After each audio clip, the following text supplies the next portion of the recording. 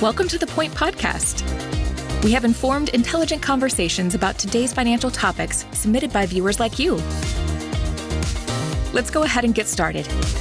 Here are your hosts, Landis Wiley and Alan Wallace. Hello, and welcome to today's episode of The Point, sponsored by Basepoint Wealth. I'm your host, Landis Wiley, sitting here as always with Chief Investment Officer Alan Wallace. Before we get into this, Alan, do you know what today is? Tell me. Today is the end of our first year, our first season of The Point. Oh, it flew by. It flew by. Yeah. It's been a lot of fun. I know, So hopefully you out there that have tuned into some of these, you've enjoyed what we've been putting together. We'll be back in a month with some updates to it. So we're looking forward to that. But Sure, yeah. Before we do that, we're going to carry on into our normal format. So for those that may be your first time, we're just here to chit chat about things going on in the world of finance, impacting you, impacting us, impacting our clients, because that's what we like to do, is talk about it. So we always kick these episodes off, though, before we figure out what our topic is. We always kick these episodes off with a brief segment from Alan on the most important thing going on in the world of finance today. So I'm going to kick this over to Alan. And what's our most important thing?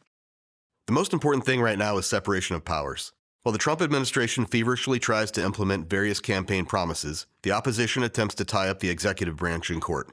Much of the current conflict is focused on the Department of Government Efficiency, or DOGE, headed by billionaire Elon Musk. Elon's team is currently attempting a forensic audit of government payment systems and payment records, and is publicly broadcasting news of potential grift and fraud that is making many in Washington uncomfortable on both sides of the aisle. It remains to be seen if any of these accusations are true. In response, 19 state attorneys general have sued in federal court, claiming privacy concerns, and have won an injunction limiting the executive branch's ability to access sensitive information, possibly including cabinet members and the president himself. This brings into question serious concerns about the court's authority to stifle the operation of the executive branch, and is most likely only the opening salvo in a legal battle that could rage on for the next 4 years. It is likely that the next few years will see a much more tangibly drawn outline of separation of powers between the executive branch, the legislative branch, and the judiciary. Which powers Congress can delegate, which policies the executive branch can choose to implement or dissolve, and which disputes the judiciary has the power to referee will all be critical to how the management of our government evolves over the current administration. Unfortunately, the speed with which our judiciary moves is glacial, and many of these issues may take years and many millions of dollars to sort out. There is no small amount of irony in judging how much time and money it will cost to determine the ability of the government to make itself more cost-efficient. Even with a thin majority in both houses on the current administration's side, state officials and non-government organizations stand ready to provide a barrier against implementation of policy initiatives, and regardless of which side the political aisle you reside on, you should ask the question of whether or not this is the way things should be. While it is normally our policy to remain politically inert, this will impact the economic environment we operate in significantly, and is something that investors will have to keep an eye on, because one thing the market really hates is uncertainty. We will watch closely to see how separation of powers change over the near future. What does your ideal retirement sound like? Travel and adventure? Indulging in your hobbies? More quality time with the people you love?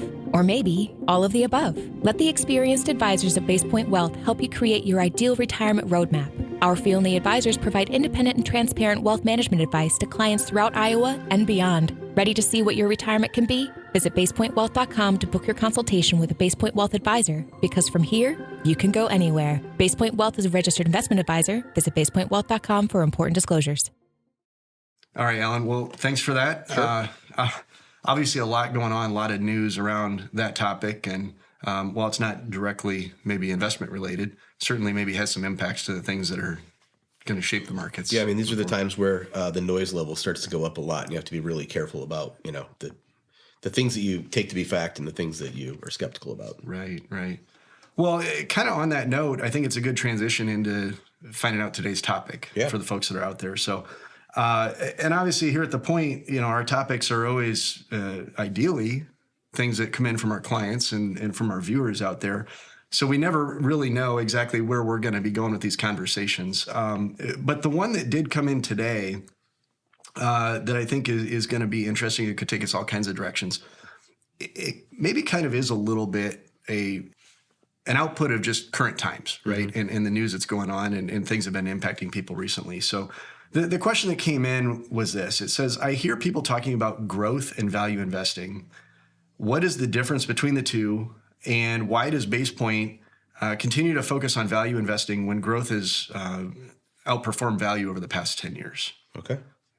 Yep. So that was the question that came in.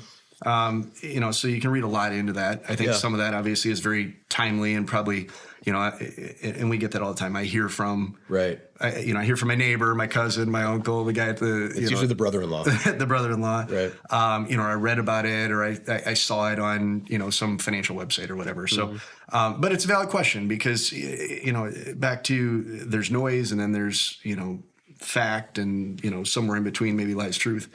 So, interesting question here. So let's maybe just start with, can we define what growth and value actually mean?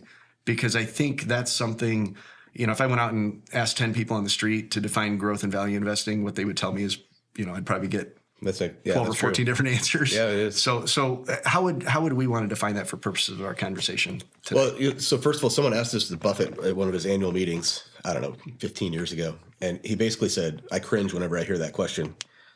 Because they're the same thing, right? So, but let's set that aside. And when the average person talks about growth investing or value investing, so with growth, you're talking about something that depends on the future. So you're buying an investment that you expect to be worth a lot more in the future, but you don't necessarily know what the mechanism is, right? And it's usually through increased revenue or increased earnings or profits. And you're sort of crossing your fingers and hoping for it to go up a lot. That's what when an analyst says, I focus on growth companies, that's sort of the type of stock that they're looking at. Value is typically more about today. So, I want to buy a company that is trading at a reasonable valuation based on their current earnings. And I want to hold that for a long period of time and allow it to compound. What you find is that growth investments, in quotation marks, growth investments are like long duration assets because you're going to get your cash flow back a long time in the future, right? And value investments are like sort of low duration assets because you're getting a lot of cash today and you're having to reinvest that, right? So it's sort of that old "a bird in the hand is worth two in the bush" sort of metaphor. And what you find is that growth investments do really well when interest rates are low because you're compounding that rate out far into the future when you expect to get your money back, right? So you buy a stock, maybe it doesn't have any earnings right now, but the revenue's going up a lot and it's an exciting industry. And you're thinking in 30 years, you're going to be able to cash this thing in for some, gigantic number. Well, funny things happen when you use really low interest rates on something that's long into the future. But that also makes them a lot more volatile, right? That means they can fluctuate a lot more in the short term. And so the reason that we focus on what most people would consider value investing is because we're operating on things that we know. Mm-hmm. We know how much the company is bringing in revenue. We know what their profit margins are. We know what their earnings are today. And we're not expecting that the future has to be really good for those companies to continue to do well. We're just expecting that the company's going to compound at the current rate that we know, right?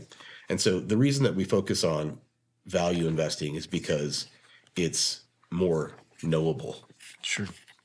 So one of the things that I think a lot of folks, maybe right or wrong, associate or use to delineate between value and growth is the concept of dividends. Sure. Right. And it was the old, the good old blue chip stocks and things like that.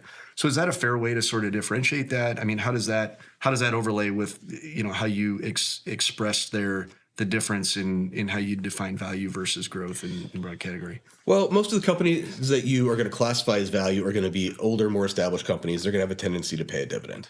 We're sort of agnostic about dividends because if you think about it, there's one earnings number. Mm-hmm. And all the dividends tell you is how much of those earnings the company is giving back to you. And then also how much of their earnings they're reinvesting in the company. So we do look at dividends, but we don't buy based on dividends. The dividend just tells us how much of the company's earnings are we going to have to reinvest ourselves, and how much of the company's earnings are they going to reinvest on our behalf. Okay. And the more a company retains, obviously, the better we want management to be, right? If in the simple example of a car wash that's, you paid $100,000 for and it's kicking out $10,000 a year in income, that's really simple. And if I just took the whole $10,000 every year, I'm sort of just receiving cash. Now let's say that I didn't receive the $10,000 a year. I reinvested it back into another car wash. Well, in that case, I'm going to want to make sure I'm really good at managing car washes because I'm continuously pouring money back into them, right? So one of the reasons we have a requirement that management is able and competent is because they're going to be taking a lot of the money that we earn and reinvesting it back in the business. A lot of times in what you would consider a growth company, they're reinvesting everything back into the business. Right. And so you become much more dependent on having good management. Another factor that we look at is it needs to be a good business, right? I mean, there's the old saying that when a management known for excellence meets a business known for mediocrity, it's the business's reputation that will remain intact, right? And I think that that's true. So you don't get rich buying poor businesses, even if management is really good. So long story short, I don't focus a lot on dividends. I do evaluate them because it tells me how my capital is being reinvested, but they're not really a factor that we're not going to buy a company just because it has an 8% dividend. Right. And that can be dangerous because you need to make sure that the dividend is covered by actual earnings. A lot of times with these high dividend companies, they're not earning. So they might have a payout ratio of 150%, which means, they're paying you 8%, but they're only earning 6%. Right. And so, that tells you that in the future, that dividend is probably going to get cut. So, if you are buying based on dividends, make sure you check the payout ratio to make sure that the company is actually covering them with earnings. Right. So one thing that you kind of hit on in there, this idea that obviously dividends are really just a reinvestment or a payout, as you will, of earnings or profits that the business is generating. And value companies, broadly speaking, tend to be more associated with those that maybe return some of those earnings back to the shareholders. Right. Growth are turning around and reinvesting that capital back into, in theory, I guess the argument is they're reinvesting it back into research and development or something that's going to continue that sort of trajectory of growth around the enterprise, right? Yeah, exactly. Yeah. So, by definition, if it's considered a growth company, it should have a really high return on equity. So you want to get as much money into that company as possible. Right. Well, in some cases, that's the earnings from the company being reinvested in capital expenditures. The problem is that growth companies typically trade at really high multiples of earnings. Right. So if you have a company that's trading at 100 times earnings, you're really only reinvesting 1% a year back into the company. So you're not getting much compounding from a growth company. You're expecting the future revenues to compensate you for overpaying today. And so the issue is that you really need things to perform perfectly in order to be successful. And the problem is that how many times in life have things ever turned out perfectly for you? Right. They don't, right? Especially with time, and time sort of will destroy everything eventually.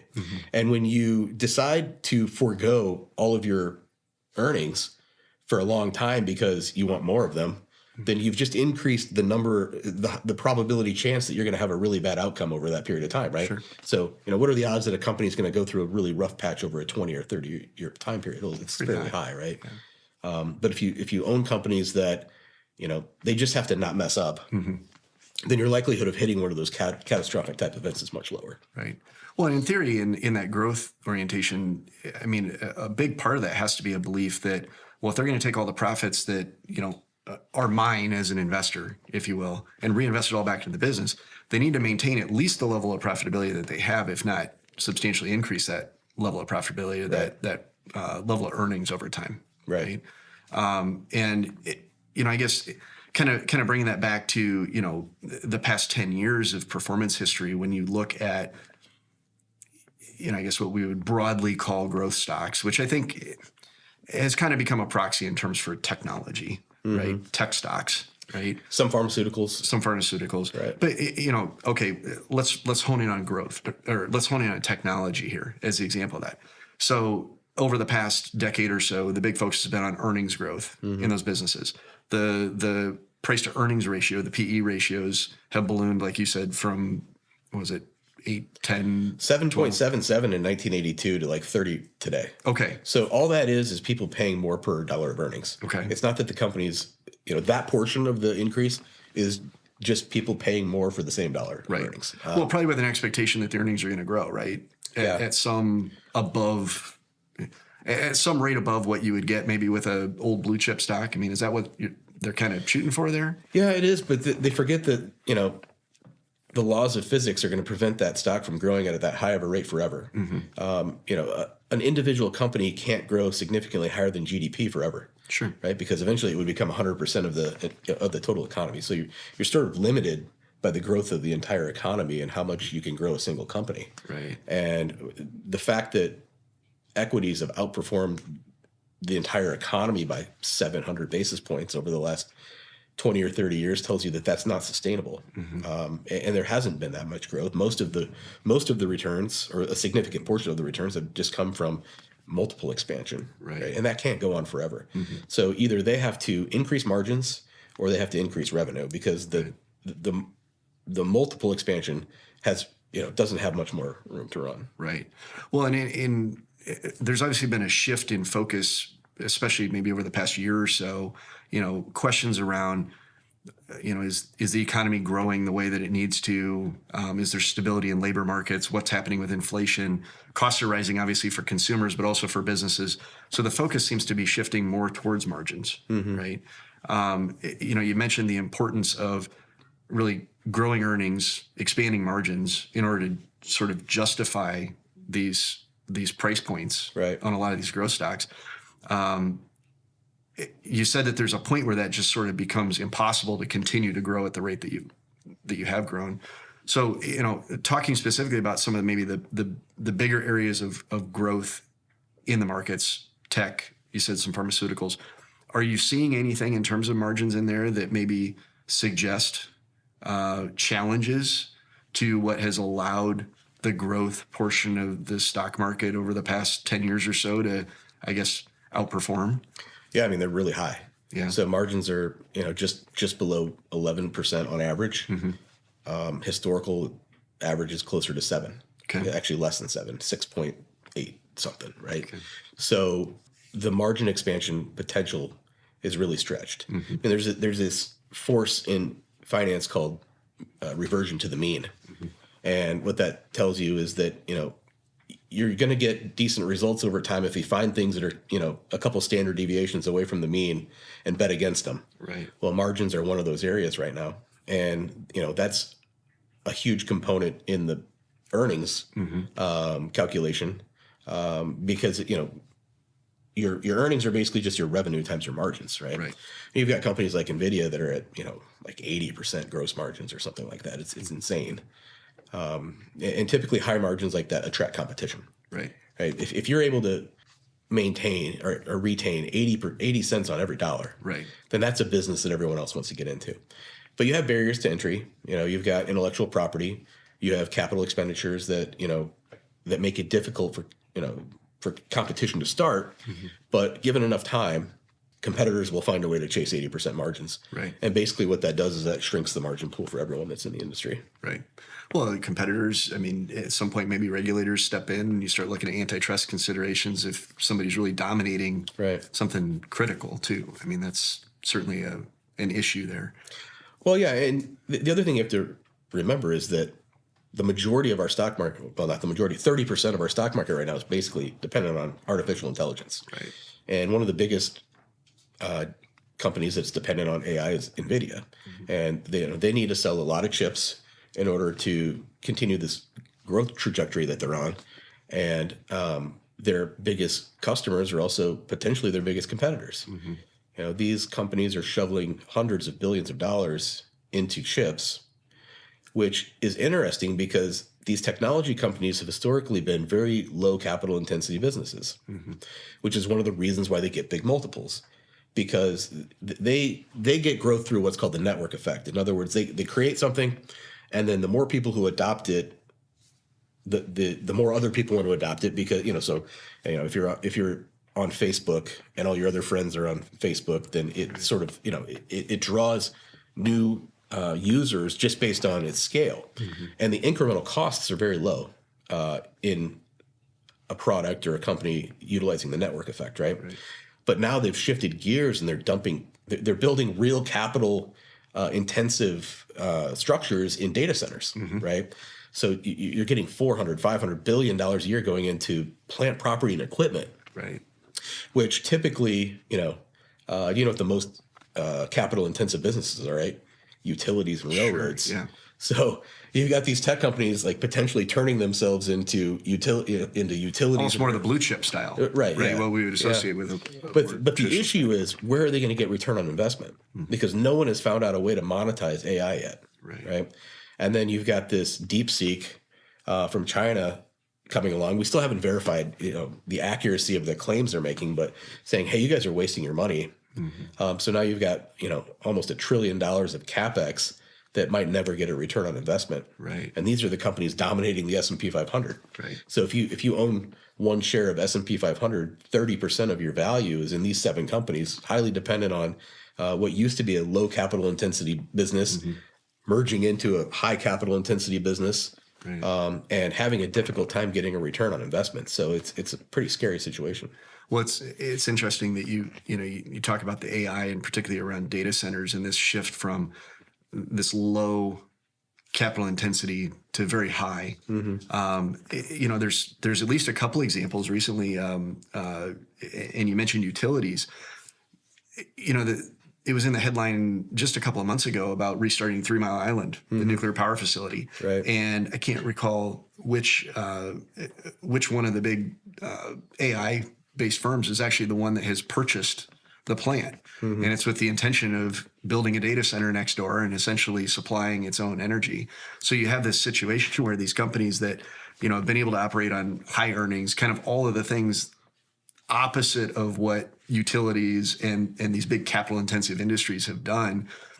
All of a sudden, these technology companies, these growth companies are like diving headfirst into that. Right. Almost at the most extreme capital intensive areas that you. Yeah. I mean, I don't know. Maybe it'll work out for them. Right. I don't have any ill will towards the tech industry, but it's one of those situations where I'd rather remain on the sidelines. And if I was going to buy any of them, it would be the utilities, right? Those are the companies making the power that these guys are, have such a voracious appetite for, are the, things that are, it's that old saying that the first person to become a millionaire during the gold rush was the guy selling shovels, not the prospector. And I think we've said that before here, but we have to be careful about these herding instincts that people jump into.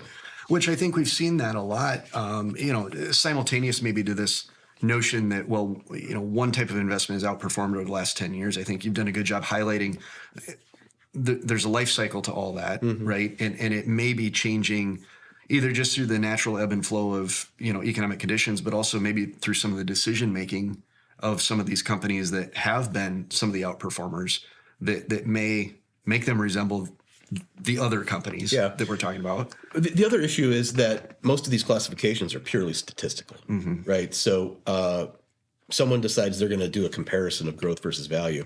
Well, the first thing they have to do is, get a database, and then they have to come up with some sort of metric that they're going to use to segregate these into their categories. And inevitably what they use is something silly like price to book ratio, which most investors aren't looking at anymore. And they're using some sort of revenue growth number that's based on the past for the growth side. And so, statistically, these categories are probably relevant, but, an investor with eyes, might think that the stocks on the growth side are better investments, right? So it's not what a person that calls himself a value investor would really buy. It's what a finance professor would consider a value stock, right? And so the comparisons themselves are a little bit spurious, I think. Right. Well, and I guess maybe that opens up a question here about the approach being used besides just trying to categorize things as, well, we're value investors or we're growth investors. It's the approach to how are you picking and choosing the things you're holding, right? And so you kind of bridge this conversation into a lot of what has happened alongside this divergence in growth versus value returns, if you will, over the past decade or 15 or 20 years, has corresponded with a debate between the merits of passive investing versus active, right? This idea of just going out and buying a big bundle of stuff and it'll all work out, right? Versus the argument that you should put eyes on, right? And you should go past a category, right? Just because it checks a box and says it's a value fund, right, or a growth fund. Maybe I should go further. How would you look at your viewpoint in selection of investments sort of through that lens? And how do we connect that back to sort of this overarching conversation of growth and value. Well, so like I said, if you go back to like 1982, the valuation of the entire S&P was under 8 times earnings. Mm-hmm. So, by today's definitions, the entire S&P was a value, right? It was a value index, right? And you have that multiple expansion over, 40 plus years, 45 years. And so it makes it look like just buying the S&P is the only thing you ever need to do. Mm-hmm. Well, that's true in 1982 when it's trading at 8 times earnings. Right. It's different in 2025 when it's trading at 30 times earnings. All an index is a portfolio. Mm-hmm. I think some people have this mistaken notion that the index is some sort of divine creation that's guaranteed to give you 10% returns every year. But really all it is a group of companies. And so it still matters what you pay for it. Mm-hmm. And if you pay 30 times earnings for it, you're not going to get much more than 2 or 3% a year. Right. And that's just unless something wild happens, given it doesn't look like GDP is going to be growing by 9 or 10% anytime soon. You don't hear anyone claiming that. Right. So it'd be very difficult for those companies to have that level of growth. And when I know that you're only getting about 3% earnings yield on the entire index, and I can get 4.5 or 4.6 on a 10-year treasury, that tells me that now's not a good time to be indexed. Mm-hmm. Right. And that's really all it is. The question is indexing better than active investing is kind of a dumb question. It depends on when. Right. The time matters. Mm-hmm. So yes, in 1982, probably not in 2025. Right. Is what I would say to that. It goes back to interest rates. We've been through a period of zero interest rates for what, like 15 years? Right. So that made growth companies grow a significant amount, and they haven't adjusted yet to the fact that interest rates are higher. Mm-hmm. I mean, you should have seen a large correction in long duration assets when interest rates went up, and it sort of skipped the stock market a little bit. Right. So beyond the overarching, conversation around, do I just buy a big index, or do I try to, distill down and maybe hone in with a fund manager that's picking and choosing? Where does that overlap with, how specific do you need to go, I guess, in today's world, right? To your point, in 1982, when everything is trading at 8 times earnings, maybe the idea was just back the truck up and buy it all because everything's so cheap that it'll go up. You could have probably made that argument at some point in 08, 09. Could have probably made that argument in March of 2020. Could have looked at 2022 and maybe in some areas said the same thing. Like, how far down do you really have to drill? I mean, going from you seem like at the high level there's this passive versus active. And then you get down to, okay, well, if I'm going to try to pick and choose, well, do I stop at the fund level? Do I need to drill down and, evaluate individual companies? Like, how far does somebody really need to go in trying to navigate where the markets maybe sit today? You should go as far as your competence allows you, and no deeper. Mm-hmm.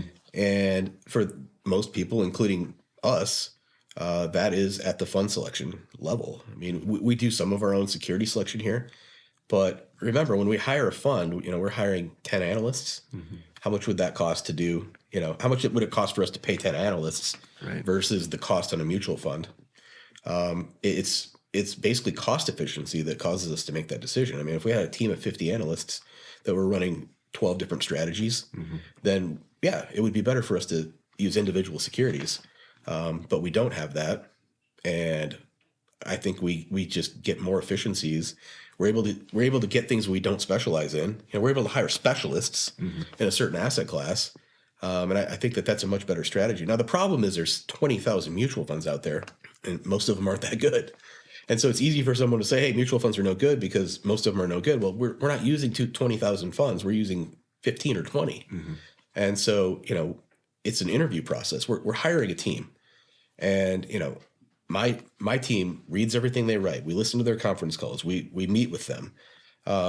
We ask them about their strategies. We take a look and make sure that they're being efficient. Are they on the golf course all day trying to get new assets, or are they in their office analyzing securities? Right. Do they have a passion? When I talk to them, are they passionate?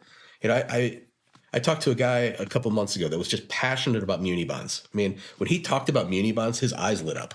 That's the kind of guy I want managing my municipal bonds, right? You weren't talking to me. No, it wasn't you, no. And I don't feel that way about muni bonds either. But that's the thing. Like, we're at a scale where we can meet with the managers individually and talk to them and make sure that this is something that they're passionate about and ask them probing questions. The average investor doesn't have that capability, right? Right. And so I think for the average person, trying to pick one out of 20,000 mutual funds is a pretty difficult task. And it's our full-time job. We have 3 analysts working here, doing this full-time. So it would be difficult to compete with that. Right. So I guess kind of, pulling this all the way back in, this idea around, Basepoint's focus on value versus growth. I think, where we kind of have addressed that, I guess I would summarize it to say it's not so much focusing on the value versus growth. It's focusing on trying to, at the closest level as possible to the individual investment option, right? Which right now may be at a slightly smaller basket, right, managed by a fund manager.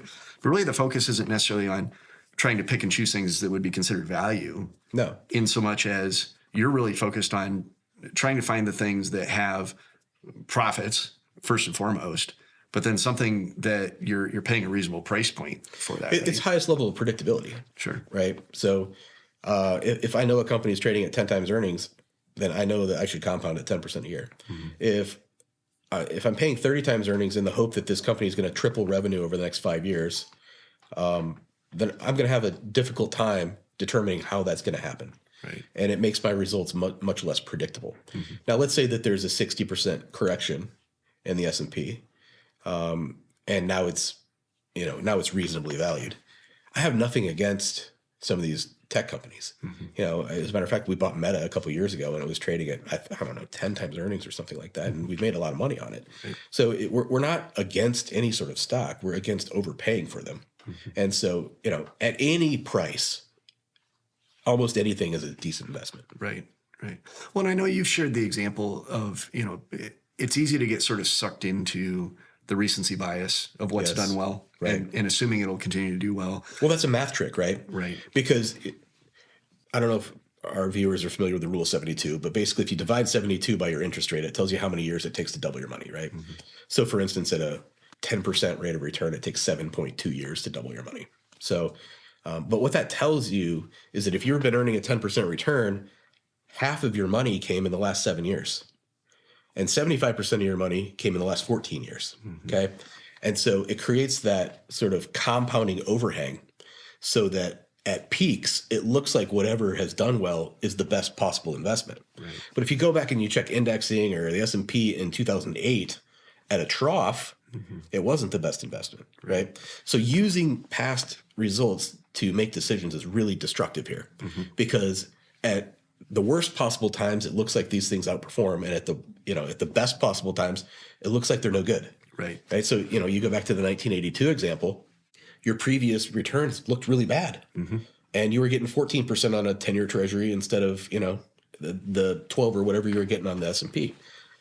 So the numbers sort of conspire against you to make bad decisions. That's why you need to look at the future, not the past, when you're making investment decisions. Right.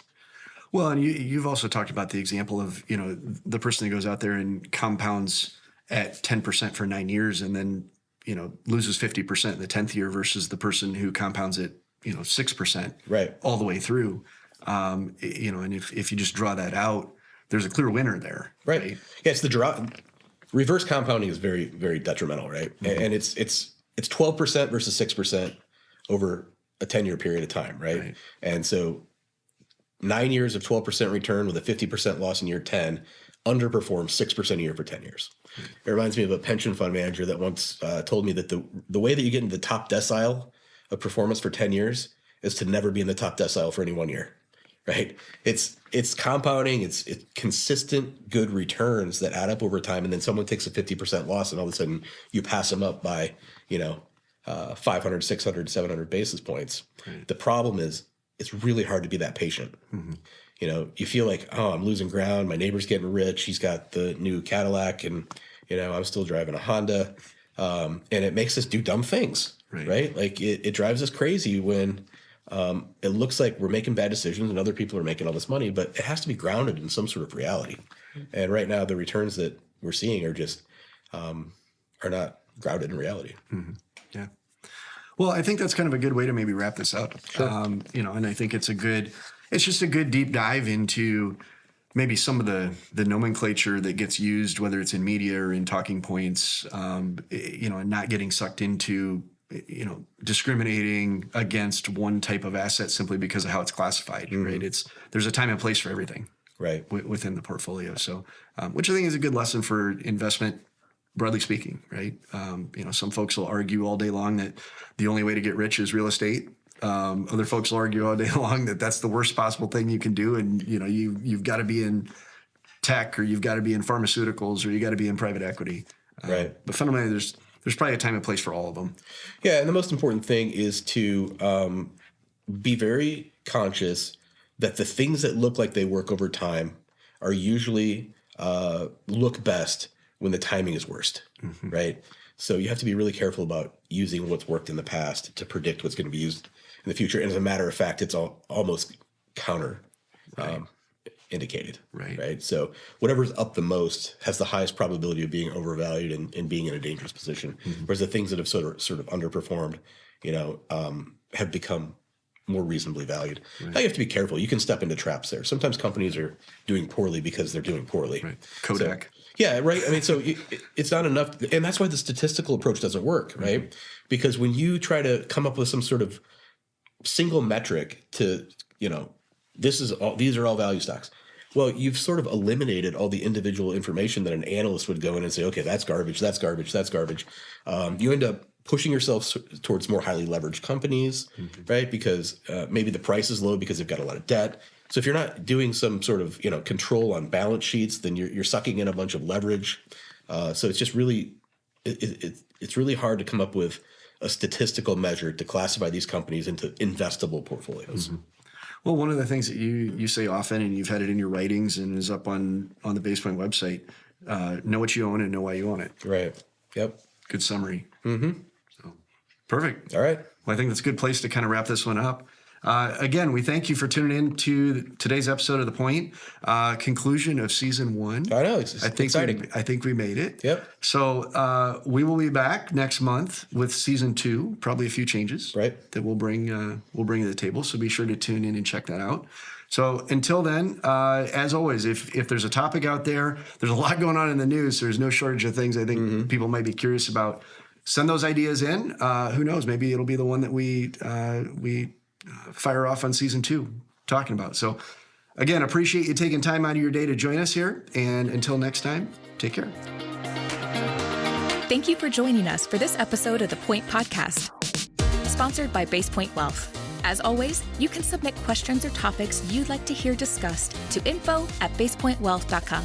Be sure to subscribe so you don't miss any future episodes. Basepoint Wealth LLC is a registered investment advisor. Information presented is for educational purposes only and does not intend to make an offer or solicitation for the sale or purchase of any specific securities, investments, or investment strategies. Investments involve risk and, unless otherwise stated, are not guaranteed. Be sure to consult with a qualified financial advisor and/or tax professional before implementing any strategy discussed herein. Past performance is not indicative of future performance.